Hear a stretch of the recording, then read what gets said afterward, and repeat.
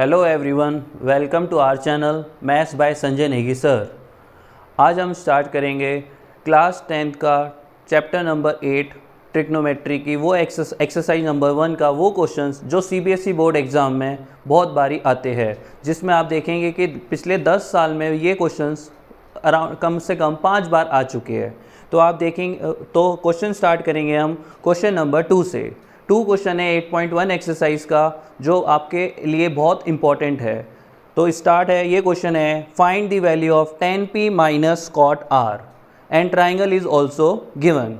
सो देखिए, आपको कॉन्सेप्ट बताया गया था कि इसमें p एंगल पे भी रिप्रेजेंट है एंड r एंगल पे भी रिप्रेजेंट है। तो इसमें हम स्टार्ट करेंगे दो ट्राइंगल से। आप दो ट्राइंगल बना लीजिए ताकि आपको इसमें कंफ्यूजन ना रहे। दो ट्राइंगल, पहले वाले P Q R, other is P Q R. First आप P पर एंगल रिप्रेजेंट कर दीजिए एंड सेकंड पे आप R पर एंगल रिप्रेजेंट कर दीजिए ताकि आपको कंफ्यूजन ना रहे कि दोनों में, क्योंकि बेस और परपेंडिकुलर चेंज हो जाएगा, हाइपोटेन्यूस आपका सेम रहेगा। यहाँ पे ये साइड आपको 12 है, ये 13 है एंड यहाँ पे ये आपको 12 है, ये 13 है।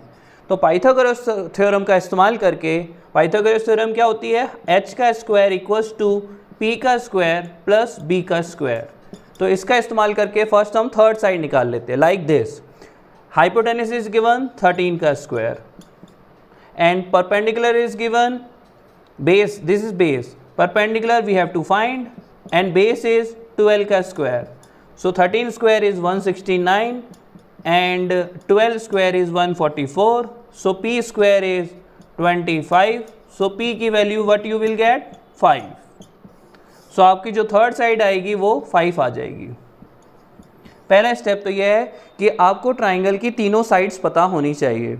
अब हम इस्तेमाल करेंगे अपने ट्रिग्नोमेट्रिक रेशियो का, जो आपको बताया गया था पंडित बद्री प्रसाद से रिलेटेड है। उसमें आप वैल्यू डाल देंगे तो अपने को आंसर मिल जाएगा। तो अब आंसर के लिए 10p minus cot are, 10p। So 10p हम फर्स्ट ट्राइंगल देखेंगे। 10p क्या होता था, परपेंडिकुलर अपॉन बेस।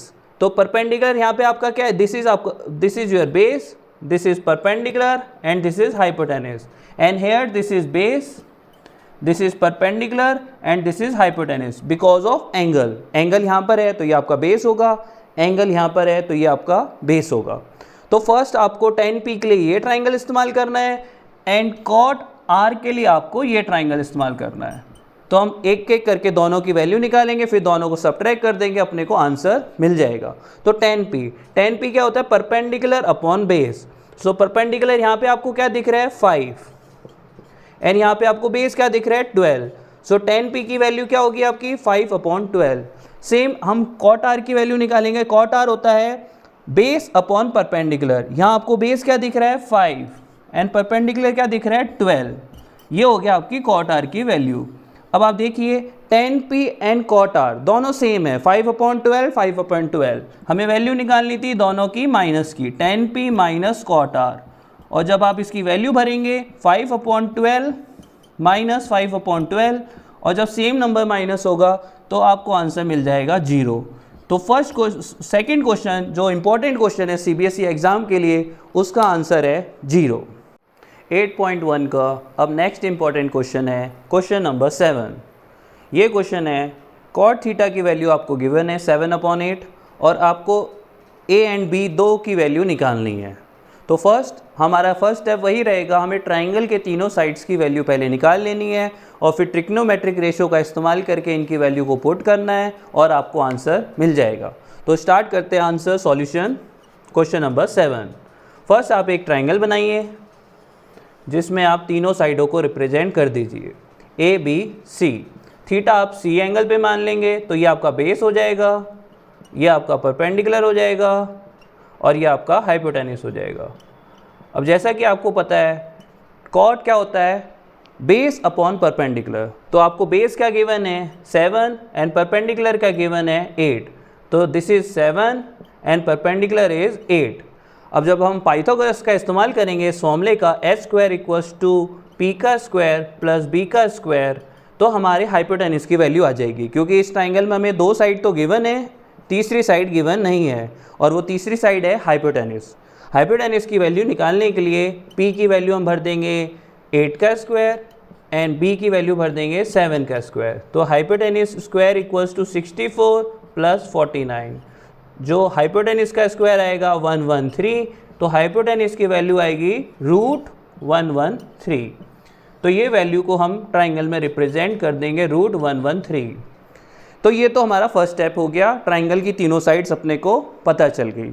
अब जो हमारा क्वेश्चन था first A, 1 plus sine theta 1 minus sine theta and upon 1 plus cos theta. So यहाँ पे हम सॉल्यूशन निकालने के लिए सबसे पहले फॉर्मूला अप्लाई कर देंगे A square minus B square. So numerator में आ जाएगा 1 minus sine square theta and denominator में आ जाएगा 1 माइनस कॉस स्क्वायर थीटा, क्योंकि A plus B, A minus B का फॉर्मूला होता है A square minus B square. अब वैल्यू भरेंगे 1 माइनस साइन की वैल्यू आती है, साइन क्या होता था हमारा, sine is p upon H and cos होता था b अपॉन एच। तो वैल्यू भर देंगे हम साइन की वैल्यू क्या है अपने को, p अपॉन एच।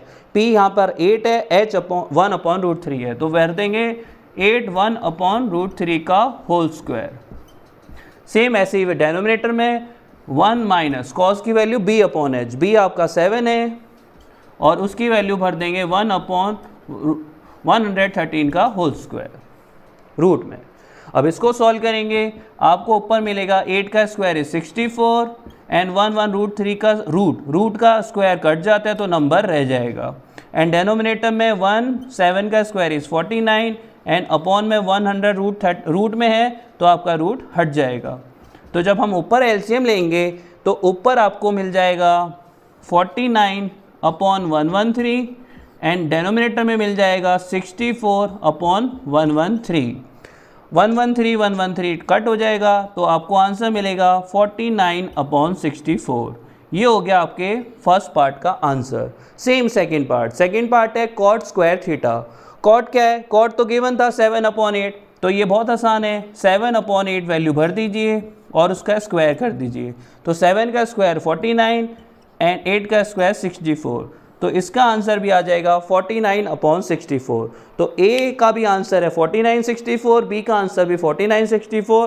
तो आपको इसमें क्या करना था, तीनों साइड की वैल्यू निकालनी थी और ट्रिग्नोमेट्रिक रेशो में भर देना था और सॉल्व करके आपको आंसर मिल जाएगा। Now question number 10 of 8.1 exercise. अब ये वो क्वेश्चन है जिसका एक एग्जाम्पल भी आपके एनसीईआरटी में गिवन है और ये क्वेश्चन है, और ये वो क्वेश्चन है जो सबसे ज़्यादा बार बोर्ड एग्जाम में आता है। This is the most important question of the chapter 8.1।